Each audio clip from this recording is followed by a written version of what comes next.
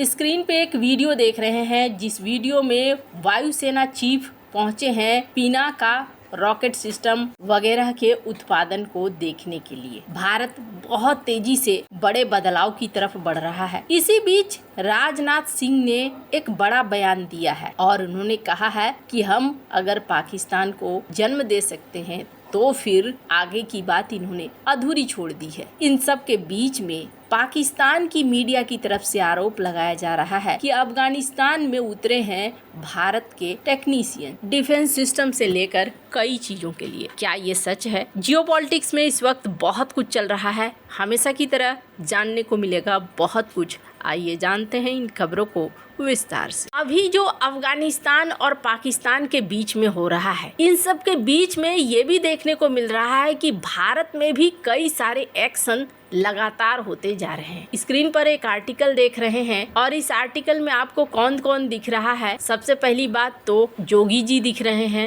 राजनाथ सिंह दिख रहे हैं और ये कहाँ का है सीन? ये है लखनऊ का। लखनऊ यूनिट में बनी ब्रह्मोस मिसाइल की पहली खेप रवाना हो गई है और ये अपने आप में बहुत बड़ी बात है कि जिस मकसद से यूपी में शुरू किया गया कि यहाँ पर ब्रह्मोस मिसाइलों का निर्माण होगा और वो कंप्लीट हुआ। कहा जा रहा है कि एक साल में 100 ब्रह्मोस मिसाइलों का निर्माण यहाँ उत्तर प्रदेश की तरफ से किया जाएगा और इसकी पहली खेप यहाँ से रवाना हो गई है। सबसे बड़ी बात तो ये है कि बड़ी तेजी से भारत ब्रह्मोस क्यों बना रहा है, इसके पीछे कई कारण है। पहली बात तो ये एक चीज देखने को मिली है कि भारत हाल के दिनों में बहुत ज्यादा परीक्षण भी कर रहा है, नए नए हथियारों के ऊपर जोर भी दे रहा है और मिसाइलों को अच्छा खासा जमा भी रखना चाह रहा है। साथ ही साथ एक कारण ये भी है कि भारत का एक्सपोर्ट पहले की तुलना में काफी हद तक बढ़ गया है। अब इसका एक एग्जाम्पल देखिए, राजनाथ सिंह ने इस बात को कहा भी।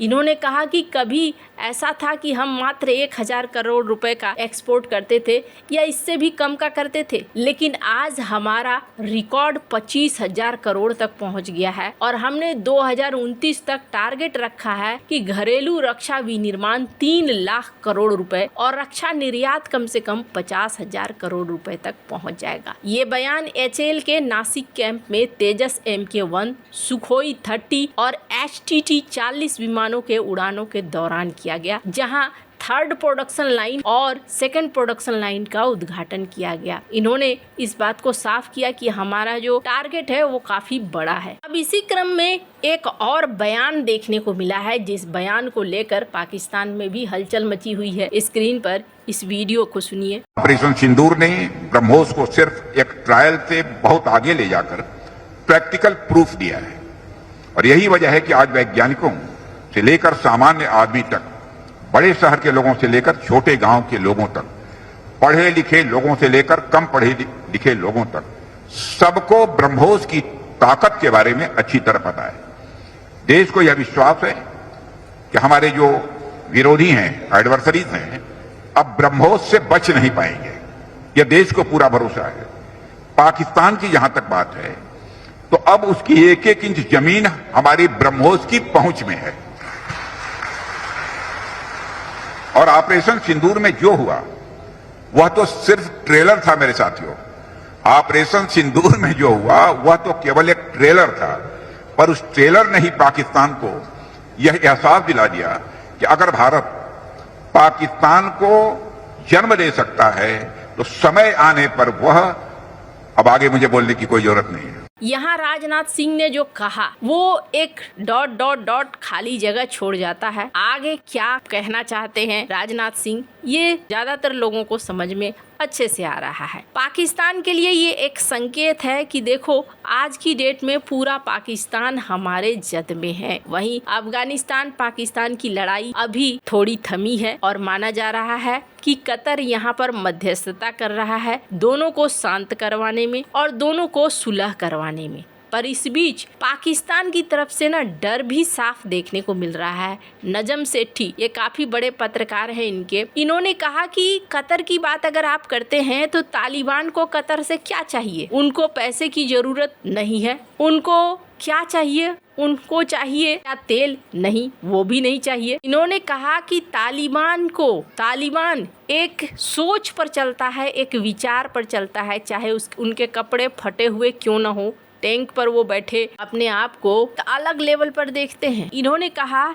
कि वो कोई साधारण आर्मी नहीं है जिस तरीके से आम आर्मी होते हैं, ये लोग गुरिल्ला फाइटर हैं। जब रेगुलर आर्मी को किसी गुरिल्ला आर्मी से भिड़ाया जाता है ना, तो जो परेशान होता है वो रेगुलर आर्मी वाला ही परेशान होता है। नजम सेठी काफी पुराने पत्रकार हैं, कई बार इनके बयान एकदम साफ और सटीक निकलते हैं। हालांकि यही बात इनके मौलाना फजलुर रहमान ने भी कहा है। इन्होंने हाल ही में एक भाषण दिया और उन्होंने कहा कि आज की जो स्थिति हो रही है उस स्थिति की तरफ देखो और जो पिछले समय किया है उसको देखो। कभी हमारी तरफ से बेस दिया गया था, जिन बेस से हमला किया गया अफगानिस्तान के ऊपर। हालांकि मैं कमेंट देख रही थी, बहुत सारे ऐसे लोग थे जो कह रहे थे कि इनका सॉफ्टवेयर जल्दी ही अपग्रेड होगा। पाकिस्तानी सेना सॉफ्टवेयर अपग्रेड करने पर काम कर रही है। हालांकि फजलुर रहमान ने जो बात कही वो भी गलत नहीं थी। इन्होंने कहा कि हमारे देश के अंदर खुद कई ऐसे संगठन हैं जिस पर कार्रवाई करने की जरूरत है, लेकिन अफगानिस्तान के ऊपर जाकर कार्रवाई क्यों कर रहे हो, उसकी हमें कोई जरूरत नहीं है। तो यहाँ फिलहाल में इनके देश के अंदर भी देखने को मिल रहा है कि एक विरोधाभास है। पर इसी बीच पाकिस्तान के तरफ से एक आरोप लगाया गया है। पाकिस्तान की मीडिया में दरअसल ये खबरें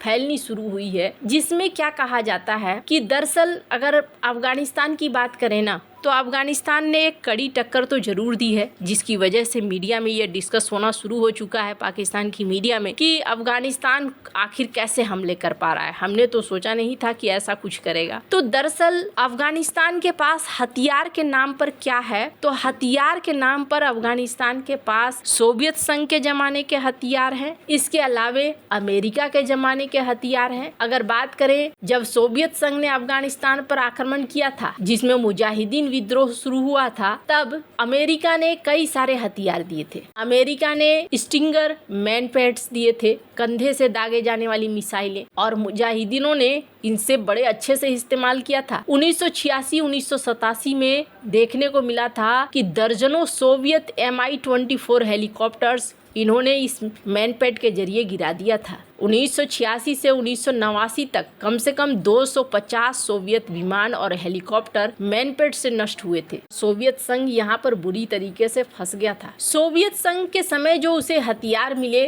वो हथियार भी उनके पास है, और इसके अलावे SA-7 ये भी तालिबान के पास है, पर ये काफी समय हो चुका है। इसी बीच पाकिस्तान के बड़े पत्रकार जावेद चौधरी ने एक आर्टिकल में क्या बयान दिया है। इन्होंने कहा है कि दरअसल भारत ने तकनीशियनों की एक टीम भेजी है और टीम भेजकर रूसी अमेरिकी मैनपैड्स की मरम्मत कर रहे हैं, उसे एक्टिव कर रहे हैं।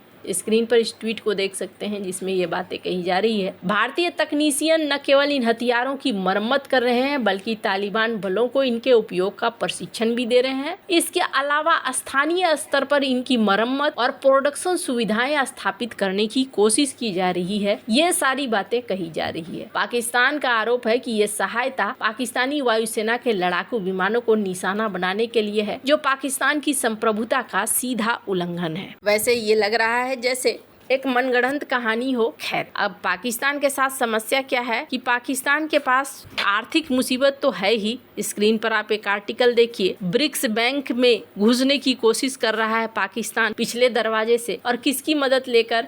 चाइना की मदद लेकर अपने इकोनॉमिक क्राइसिस को खत्म करने की कोशिश कर रहा है। पर इस वक्त चाइना भी थोड़ा चिढ़ा हुआ है। आपको क्या लगता है इन सब मामले में? आपकी क्या राय है? कमेंट कर जरूर बताएं। जल्द मिलते हैं अगली वीडियो में नई खबर के साथ।